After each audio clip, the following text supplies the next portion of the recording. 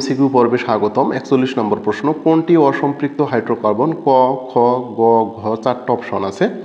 অসম্পৃক্ত হাইড্রোকার্বন বের করতে হলে আমাদের এই জিনিসটা জানতে হবে যে কার্বন পরমাণু যে কয়টা থাকবে, হাইড্রোজেন পরমাণু তার ডবল অপেক্ষা সমান থাকবে অথবা দুইটা কম থাকবে। কীভাবে?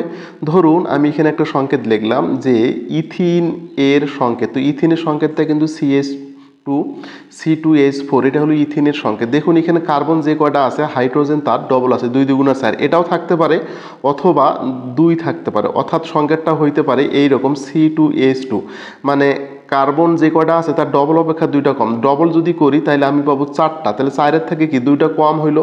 অনুরূপভাবে যদি আমি এই সংকেতটা নেই তাহলে এইটা হইতে পারে ডবলের সমান, 3 2 6 হইতে পারে, অথবা এটা আমার 4 হইতে পারে, ডবল অপেক্ষা 2টা কম, তাইলে সেটা হবে অসম্পৃক্ত হাইড্রোকার্বন। তাহলে উল্লেখিত এইখানে 41 নম্বর প্রশ্নে কোনটি অসম্পৃক্ত হাইড্রোকার্বন, আমরা বলতে পারি এইখানে হলো দেখো 3 2 6, এটা মিলে গেছে, তার মানে খ নম্বর হবে সঠিক উত্তর। অ্যালকিন শ্রেণীর দ্বিতীয় সদস্য কোনটি? দেখুন অ্যালকিনের একটা সাধারণ সংকেত হচ্ছে CnH2n, এইটা হচ্ছে সাধারণ সংকেত, তার মানে কার্বন পরমাণু যে কয়টা থাকবে হাইড্রোজেন পরমাণু তার ডবল হবে, তাহলে এই ধরনের সংকেতগুলোকে আমরা বলবো অ্যালকিনের সদস্য।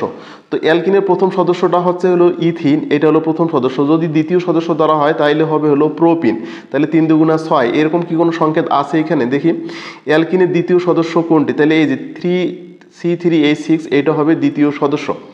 এরপরে দেখুন 3 নাম্বার, যে প্রোপানলকে সালফিউরিক অ্যাসিডের উপস্থিতিতে উত্তপ্ত যদি করা হয় তাহলে এক যৌগটি উৎপন্ন হয়। এখন এক যৌগটির নাম কি? দেখুন আমরা যখন অ্যালকিনের প্রস্তুত প্রণালী পড়েছিলাম তখন আমরা এই জিনিসটা দেখেছিলাম বইয়ের মধ্যে, যে ইথানলকে যখন আমরা সালফিউরিক অ্যাসিডের উপস্থিতিতে উত্তপ্ত করেছিলাম তখন কিন্তু আমাদের যেটা তৈরি হয়েছিল সেটা আমাদের ইথিন তৈরি হয়েছিল। তো এইখানে যেহেতু 2 কার্বনের অ্যালকোহল, এই জন্য 2 কার্বনের অ্যালকিন তৈরি হয়েছে। এইবার যেটা তৈরি হবে সেটা হচ্ছে যে 3 কার্বনের হলো আমাদের হলো ইথানল। 3 কার্বনের ইথানল যদি হয় তাহলে অবশ্যই এখানে 3 কার্বনের অ্যালকিন তৈরি হবে, C3H6, মানে প্রোপিন তৈরি হবে। তো এটা যদি বুঝে থাকি তাহলে অবশ্যই এই বিক্রিয়ার সংকেত এক যেটা হবে সেটা অবশ্যই এটা হবে। কোনটি অধিক সক্রিয়, এটা বোঝার জন্য আমাকে যেটা করতে হবে সেটা হচ্ছে যদি হাত যার বেশি থাকবে, মানে বন্ধন যার বেশি তার বেশি শক্তিশালী থাকবে।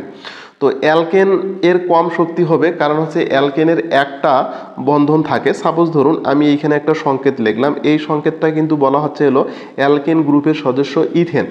এই সংকেতটাকে যখন আমি এইভাবে লিখব তখন এইটা হয়ে যাবে হলো অ্যালকিন গ্রুপের সদস্য। এই সংকেতটাকে যখন আমি এইভাবে লিখব তখন এইটা হয়ে যাবে অ্যালকাইন গ্রুপের সদস্য।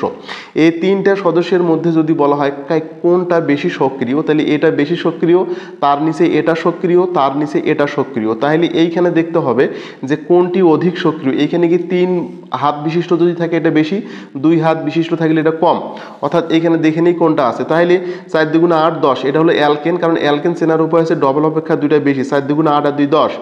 অনুরূপভাবে 5 2 10 আর 2 12, 3 2 6 আর 2 8, সুতরাং 3 2 6, এইটা হলো দ্বিবন্ধনযুক্ত কার্বন কার্বন আছে, এইটা বেশি সক্রিয় হবে। এরপরে 45 নম্বর প্রশ্নটা আমরা চলে যাই। কি বলা আছে 45 নম্বর প্রশ্নে? যে এখানে বলা আছে হলো প্রোপিনের সাথে ব্রোমিনকে যদি যুক্ত করা হয় তাহলে এখানে ওয়াই যৌগটির নাম কি হবে? 1 2 ডাইব্রোমোপ্রোপেন, প্রোপাইল ব্রোমাইড, 2 3 ডাইব্রোমোপ্রোপেন, নাকি প্রোপিন ব্রোমাইড? এই বিক্রিয়াটা আমরা এখন দেখব। বলা হচ্ছে কি প্রোপিনের সাথে ব্রোমিনকে সংযোজন করা হয়েছে, তাহলে প্রোপিনের সংকেতটা আমরা যদি লিখি তাহলে এইভাবে করে আমরা লিখতে পারবো, এটার প্রোপিনের সংকেত, এইটার সাথে আমরা যুক্ত করা হয়েছে ব্রোমিন।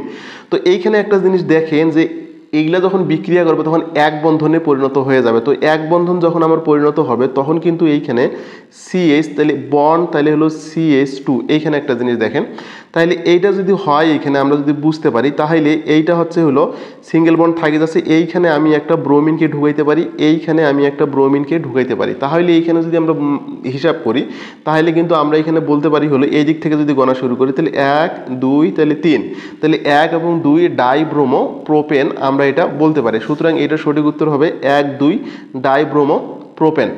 এরপরে দেখুন 46 নম্বর প্রশ্ন, অ্যালকাইনের সাধারণ সংকেত কোনটা? তো অ্যালকাইনের সাধারণ সংকেত আমরা যেটা জানি সেটা হচ্ছে 3 বন্ধন, মানে CnS2n-2, এটা হচ্ছে অ্যালকাইনের সাধারণ সংকেত। তো এইখানে কোনটা আছে? এই যে গ নম্বর সঠিক হতে। নিচের কোনটি অ্যালকাইন? অ্যালকাইন হইতে গেলে অবশ্যই আমার হলো 3 বন্ধন থাকতে হবে। অ্যালকাইন হইতে গেলে অবশ্যই আমার 3 বন্ধন থাকতে হবে কার্বন কার্বন। তো এইখানে অথবা আমার আরেকটা চেনার উপায় হচ্ছে যে কার্বনের ডবল অপেক্ষা হাইড্রোজেন দুইটা কম হবে, তাইলে সেটা হবে অ্যালকাইন। কীরকম? যদি C2H যদি মনে করেন এখানে হলো 2 হয়, তাহলে 2 এর ডবল কত? 4, তাহলে 4 এর থেকে দুইটা কম। অনুরূপভাবে তাহলে C3, তাহলে 3 এর ডবল কত? 6, 6 এর 4।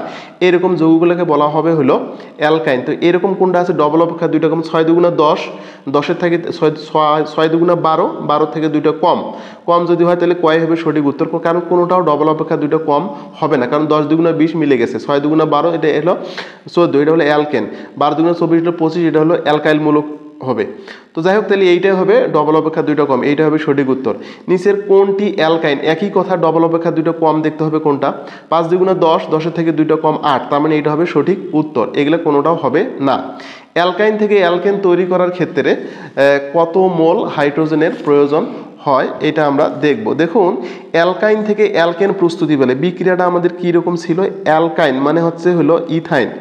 ইথাইনের সাথে যখন তুমি হাইড্রোজেনকে সংযোজন করবা, এটা হচ্ছে হলো নিকেল প্রভাবকের উপস্থিতিতে 180 থেকে 200 ডিগ্রি সেলসিয়াস তাপমাত্রায়। তাহলে এখানে যেটা তৈরি হবে সেটা কিন্তু ইথেন তৈরি হবে। কি তৈরি হবে এখানে? ইথেন তৈরি হবে। এবার একটা জিনিস দেখো যে এইখানে হাইড্রোজেন কয়টা আছে? এইখানে আছে হলো 2টা হাইড্রোজেন, 2টা 4টা, আর এইখানে হাইড্রোজেন হলো 3টা এবং 3টা 6টা হাইড্রোজেন হলো, ঠিক আছে। বাট এইখানে কিন্তু 2টা হাইড্রোজেন। এই যে হাইড্রোজেন এটা কিন্তু হলো বর্তমানে কিন্তু আছে 1 মোল। এখন এর সামনে যদি তুমি 2 দাও তাহলে হয়ে যাবে হলো 2 মোল। তাহলে হাইড্রোজেন কিন্তু 2 দুগুণা 4টা হচ্ছে হাইড্রোজেন, এখানে হচ্ছে 2টা, তাহলে 4 আর 2 কয়টা হলো? 6টা। তাহলে সমতা বিধান করলে দুই দিকে কিন্তু সমান হয়ে যাচ্ছে। যেহেতু সমতা বিধান করার জন্য দুই দিকে হাইড্রোজেন আমার সমান করা লাগছে, এই জন্য এখানে অতিরিক্ত একটা 2 দেওয়া লাগছে। যেহেতু এখানে অতিরিক্ত একটা 2 দিচ্ছি, এই জন্য এটাকে বলা হচ্ছে হলো 2 মোল হাইড্রোজেন প্রয়োজন। সুতরাং এইখানকার অ্যালকাইন থেকে অ্যালকেন তৈরি করতে কত মোল হাইড্রোজেনের প্রয়োজন হয়? উত্তর হবে 2 মোল হাইড্রোজেনের প্রয়োজন হয়।